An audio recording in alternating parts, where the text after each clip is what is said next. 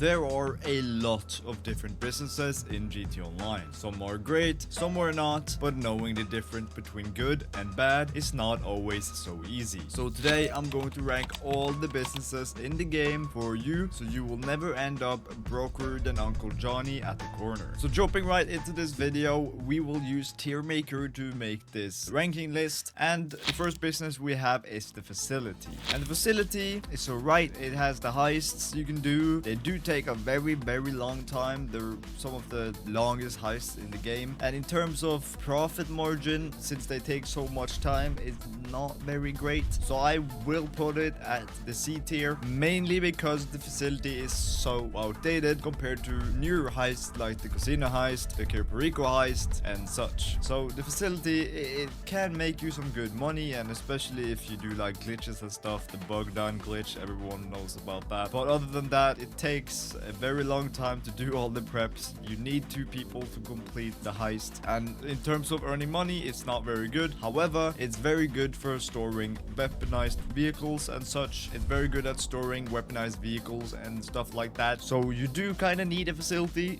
but not necessarily for the money making aspect of it. Next business is the vehicle cargo business, or otherwise known as import-export. Import-export is pretty old and it's pretty outdated, that as well. They haven't done much updates to it, to be honest. They did make the payouts a bit bigger with the high demand bonus being added to it. However, it wasn't that special. It didn't do anything crazy with the business, so I can't really put it that high up, considering it's not that great anymore. However, I do not want to put it at D, because D tier is just awful. So it will go into the C tier with the facility. Now I do believe the vehicle cargo is a bit better than the facility, so I will put it in front of it. However, it's pretty outdated. From the vehicle cargo warehouse, you do get $100,000 per high tier vehicle you sell, which then makes it $80,000 in profit, because you need to use 20k to customize it. Then depending on the high demand bonus, you can get some more profit. However, it's not that great, and it's a good beginner business if you don't have anything else, and it's pretty fun actually, just stealing cars and then selling them. However, as a long-time player of the game, there are much better businesses in terms of earning money than the vehicle cargo or import-export. The next one we got is the coke business. The coke business is pretty good. I'm not gonna lie, it's a good passive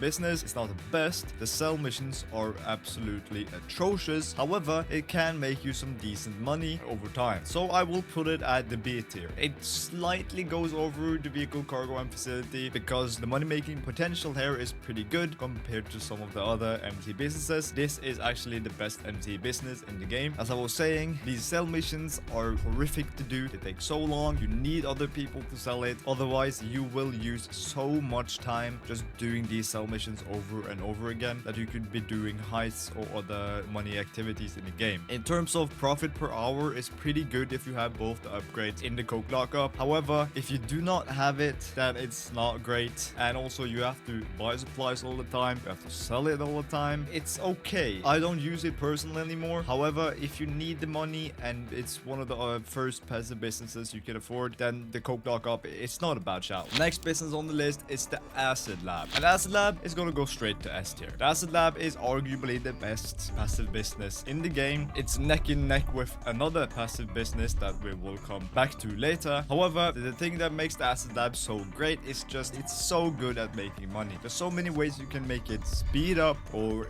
earn you even more money, and the sell missions you can do solo. It's very easy to do them. You can move the business. Supplies are cheap. Selling in a public session will get you about $500,000 if you sell a full acid lab, and that is all done solo. It's easy to resupply. Just call up your guy inside the acid lab and he'll get it for you. It's just so easy and efficient that I can't put it any lower than S. It's one of my favorite passive businesses in the game. It's good for beginners. It should be the first business you ever get, because it's so easy to get a hand of, and yeah, it will make you a bunch of money if you actually just prioritize using it. Now, the next business is the green stuff, and you can probably think what this is. It's the MC business green stuff. I won't say the actual name on YouTube, because YouTube maybe thinks I'm some Pablo Escobar or something, but the green stuff, this is quite bad. I'm not gonna lie, it's gonna be the first D tier. You know what, I'm actually gonna change it to F tier. Like, what is D tier?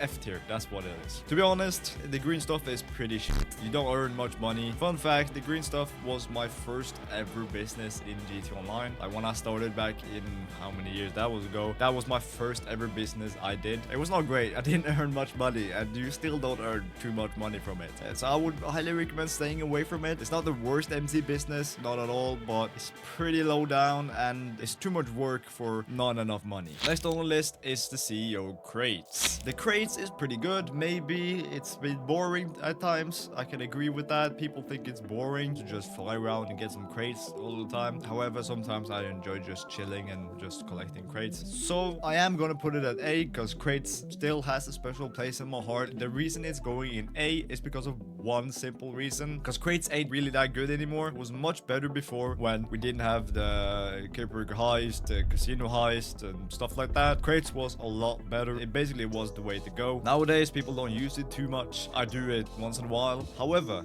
the thing that is really good about the crates is that if you fill up like 5 crate warehouses, you can have 5 big crate warehouses that stores 111 crates each. So that's what, 555 crates. And a lot of the time, these crate warehouses goes on double money. When these are on double money, and if you have stored up a lot of crates in the past, you can earn tens of millions of dollars in a span of a day. It's insane how much you can get if you get it on double money and you sell it. You fill it up when it's not double money, and then you sell it when it's double money. You will earn tens of millions. That's the sole reason it's at A. I really like doing that. It gives me so much satisfaction just selling it for that much. I do actually have a video somewhere on YouTube on another channel, I believe, where I do sell it double money, and I think I got $6 or $7 million for one sale, and that's absolutely crazy. So yeah, I would highly recommend maybe doing that if you bother to grind like 500 crates. Other than that, crates is pretty good, a bit boring, but it's definitely worth getting for that one reason I just told you. Next business. Oh, this is a stinky one. The document forgery, or the docs, is going straight to F. The document forgery is the worst passive business in the game by far. It's not great at all. It doesn't earn you money. Even if you have both the upgrades and you buy supplies, it earns you next to nothing. It's not worth the bother. Never buy the document forgery. Only reason I have bought it on any account ever is to get recordings of it. Other than that, I have never used it. I have never had any use for it. It's worthless. You don't need document forgery. It will make you no money. Yeah, I can't believe how bad Rockstar made this business actually. Even with the high demand bonus, it's still horrible in terms of money. It's much worse than the green stuff. So yeah, just keep away from document forgery. It's not the way to go. And the sell missions is absolutely horrendous. Again, that's the same with all the MC businesses. Next business on the list is the auto shop. And the auto shop is actually really great. I will put that straight up on A. The auto shop is a really good business in terms of everything. You can customize vehicles there and get some passive income. If you have some staff that drives them out, you can get some small money there per in-game day or 48 minutes. And of course, you got these mini heists that are absolutely very good, especially the unit depository heist. That one pays the most, and sometimes the auto shop is actually at double money, and when that is double money, it's very good to just do the unit depository heist. You will earn lots of money because it's pretty quick to do. You can do it in about 20 to 30 minutes if you are an effective player. The mini heist is also pretty fun. However, it's just that one which is the best. In all, I really enjoy the auto shop. It's really fun to do. It's cool cars. It's good missions. It's not anything boring and long and bad, and the payout is pretty good as well. So the auto shop is just a all-around pretty great business to have, but you should definitely have it to do like a mini heist, maybe in between casino heists or in between Caprica heists or something else, because it's really good actually. Arena Workshop, that right down in F tier. It's the worst business in all the game. I don't even think it's fun. I don't see an appeal for it. The updates cost too much. The vehicles cost too much. Everything just is so expensive in this update. It's not worth it. The clothes even cost 300,000. The clothes, the outfits costs 300k or something. It's wild. Do not invest in the Arena Workshop. Never. If you want to do it, then do it for fun when you have like 100 million. If you don't have money, please don't go for the arena workshop because it's utter shite. It's so bad. I don't even want to talk about it anymore. I don't think it should be in the game. The next business on the list is the Nightclub. Now the Nightclub is going straight to S tier. This is the passive business I was talking about that is neck and neck with the Acid Lab. Some people say the Nightclub is better because you don't have to buy supplies. You basically have to do nothing. You just have to sell the Nightclub. Plus you do also have the actual club, which makes you pretty good passive income on top of that if you keep the popularity high. However, I honestly believe that the Acid Lab is slightly better than the Nightclub if you just invest a bit more time into it. The Nightclub is great for just being in the background and getting money because you don't have to resupply it. You just connect it to the other businesses. However, it does take a lot of time to produce these goods that you then sell through the Nightclub compared to the Acid Lab, which doesn't take as much time, and you can probably get 2 Acid Lab sales in the time span that you can get 1 Nightclub sale, maybe even more, I don't know. But I think the Acid Lab is slightly better than the Nightclub, but these two are a must. It's a must in GT Online to earn a lot of money. These are the best passive businesses in the entire game, and every player should use these two at least. Now we have it, the Kosatka or the Caprica heist. You all know where it goes. It's going at number 1. It's the top spot. It's the best heist in the game. It's still very, very good, even though Rockstar has nerfed it to the ground. It's still pretty good. It does earn you good money. I average over $1 million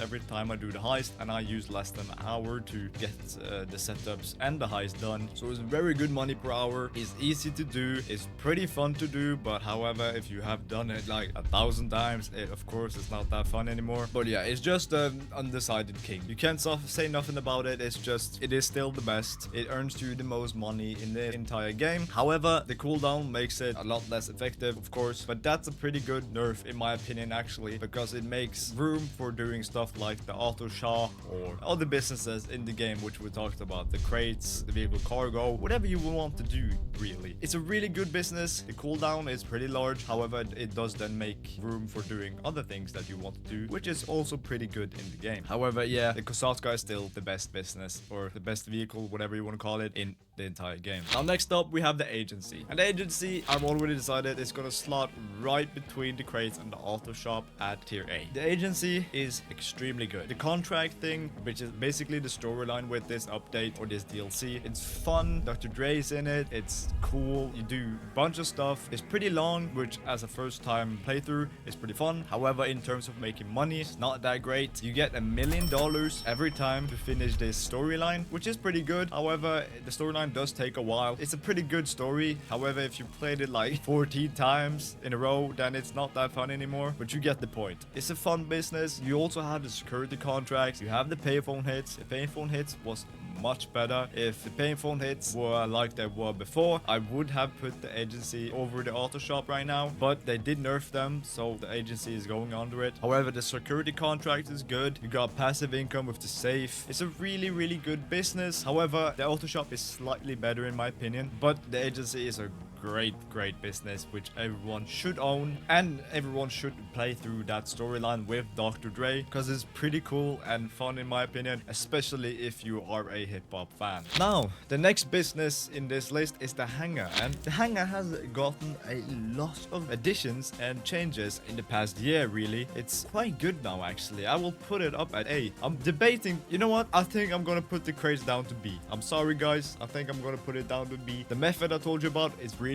good. However, when you're done doing that, it's not too much more to do with the crates. But the Hangar is really good because the Hangar is pretty easy now, considering you have these land missions that you can do instead of just air missions. If you just use a Roger jet or an Oppressor Mark II, then these land missions are really easy. And with the high demand bonus, and if you fill up your Hangar correctly, then you will earn millions of dollars every time you sell. And especially if it's on double money, then you will earn a lot of money. And the Hangar is pretty easy. Not even pretty easy, it's so easy. You don't have to do much. It takes a while to fill up. That's just the grind, I guess. And the money you get from it is worth it in the end. I think it's about 800k or something like that an hour if you calculate it. So it's really good, and you should definitely take advantage of it. Between Caprica heists, for example, maybe do some Hangar crates, stuff like that. Fill up your Hangar and then sell it eventually or at a later date. It's really good now actually. Back in the days, it was quite shite. It didn't have much money-making potential. People just did it for fun. However, in 2024 and probably in 2025 as well, it's really, really great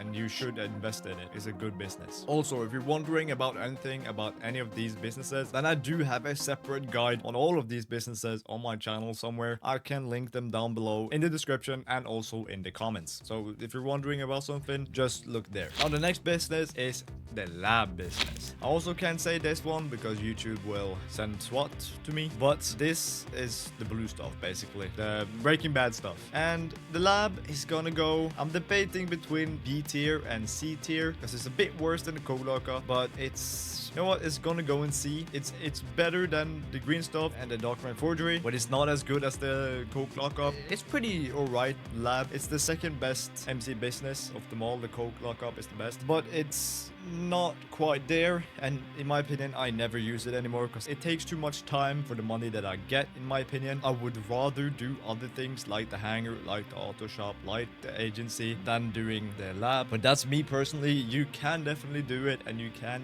definitely get good money from it. However, if you do own the lab or if you do own the Kosatka, just sell to street dealers. Do not sell the business itself, just sell to street dealers. It's just quick and easy that way and you still get some profit on the business, because it's so horrible to sell these businesses. It takes too much time, and time is money, especially in GT Online. Now we also have the apartment. I don't know if you can even call this a business, but you do launch the original heist from the apartment, and unfortunately it's gonna go in F tier because the original heist is very, very outdated. It did get a money boost or a buff a while ago. However, it wasn't that big, and they are fun, some of them, but it's very old mechanics. It's very old heists. Everyone has played them before. Everyone knows what they are. You can play them for fun, of course, but in terms of money making potential, it's much better and much easier ways to get money. It's going in F tier. I'm sorry, you OGs, but it's going down there. Right, not many businesses left now. The cash business, or the counterfeit cash, is going in, it's gonna go right above the facility, in my opinion. The cash business is the third best MC business, so it's not horrible. I used to use it, but not anymore. It's not worth the money and the hassle for me. It's basically the same with the lab. You can choose to do it. It will earn you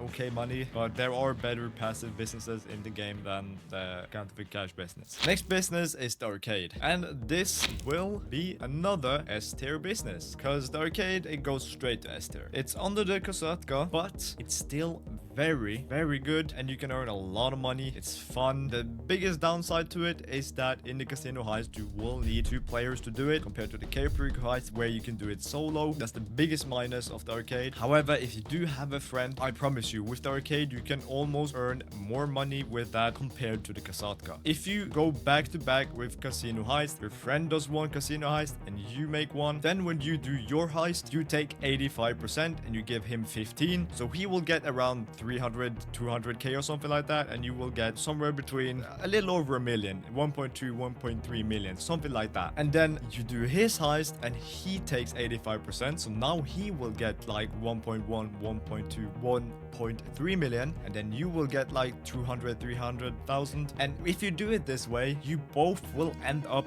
with 1.7 1.8 maybe even 1.9 million dollars if you're really efficient and maximize your earnings. The potential here is actually crazy if you do have a friend that can help you. And also the arcade business, it gives you good passive income if you have all the arcade machines out there. And of course the heist is really, really fun. It's one of the best heists in the game, and you should definitely buy the arcade, especially if you have a friend. The cooldown is so much lower than with the Capric heist. You can do it a bunch more times in between Capric heist, or just do the arcade. It's one of my favorite businesses in the game. If we were doing a guide on just general rankings and not considering most people play solo, then low-key I would put the arcade over the Kosatka because it's basically better if you have a friend. But of course, if you don't have a friend, it's pretty useless because with randoms you can do the heist with randoms, but it's not always so easy. You go back and forth, this and that, use a lot of time, and yeah, it's a waste sometimes. But with a friend, the arcade is so good. It's so damn good. Next business is the bunker, and the bunker